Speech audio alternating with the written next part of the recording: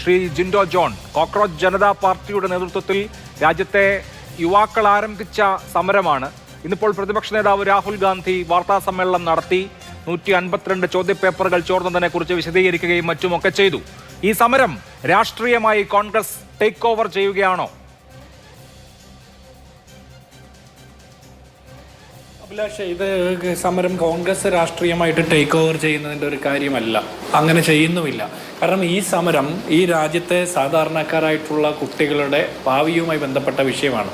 കൃത്യമായി കോൺഗ്രസ് ഇക്കാര്യത്തിൽ നേരത്തെ തന്നെ നിലപാട് വ്യക്തമാക്കിയിട്ടുള്ളതാണ്. നീറ്റ് ചോദ്യപേപ്പർ ചോർച്ചയ്ക്ക് ശേഷം നിരവധിയായിട്ടുള്ള വിഷയങ്ങൾ ഉന്നയിച്ച് ഇക്കാര്യത്തിൽ അഭിപ്രായം പറഞ്ഞിട്ടുള്ളതാണ്. അതിനുശേഷം സുപ്രീം കോടതി ചീഫ് ജസ്റ്റിസിൻ്റെ ഭാഗത്ത് നിന്ന് വന്ന നിരുത്തരവാദപരമായിട്ടുള്ള ഒരു പരാമർശത്തെ തുടർന്ന് കോക്രോച്ച് ജനതാ പാർട്ടി എന്നുള്ള സോഷ്യൽ മീഡിയ പ്ലാറ്റ്ഫോം രൂപീകരിക്കപ്പെടുകയും അതിനുശേഷം നീറ്റ് ചോദ്യപേപ്പർ ചോർച്ചയുമായി ബന്ധപ്പെട്ട വിഷയം അവർ ഏറ്റെടുക്കുകയും അത് വേറൊരു തലത്തിലേക്ക് ആ സമരത്തെ കൊണ്ടുവരാനും പറ്റിയിട്ടുണ്ട്.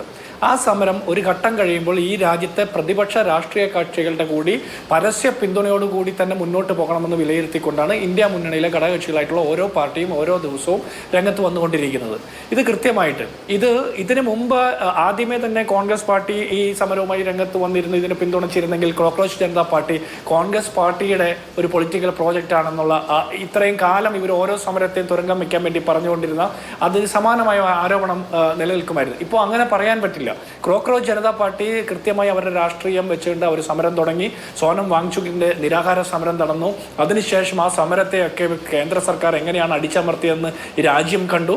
ഓരോ പ്രതിപക്ഷ രാഷ്ട്രീയ കക്ഷികളും കൃത്യമായിട്ട് ആ കറക്റ്റ് സമയത്ത് തന്നെ കോക്രോച്ച് ജനതാ പാർട്ടിയുടെയും ഈ വിദ്യാർത്ഥി യുവജന മുന്നേറ്റത്തിൻ്റെയും പിന്നിൽ അണിനിരന്നുകൊണ്ട് പിന്തുണ പ്രഖ്യാപിക്കുന്ന സാഹചര്യം വന്നു. ഇന്നലെ രാജ്യത്തിൻ്റെ പ്രതിപക്ഷ നേതാവ് രാഹുൽ ഗാന്ധി തന്നെ തെരുവിൽ സമരം ചെയ്യുന്ന സാഹചര്യം വന്നു. അതിന് കാരണം എന്താ?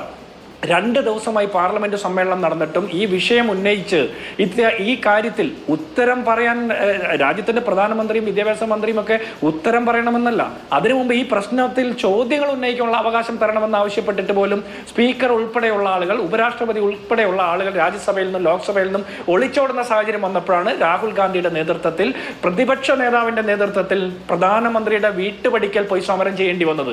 രാഹുൽ ഗാന്ധിയുടെ സർജിക്കൽ സ്ട്രൈക്കിൽ അടിമുടി വിറച്ച് ഒളിവിൽ പോയ പ്രധാനമന്ത്രിയാണ് നമുക്ക് കാണാൻ കഴിഞ്ഞത്.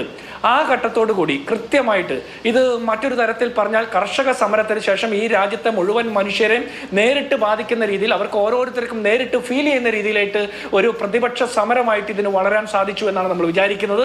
ഇപ്പോഴും ഒളിവിൽ കഴിയുന്ന നരേന്ദ്രമോദിയുടെ ഉത്തരമാണ് നമുക്ക് വേണ്ടത്. ശരി.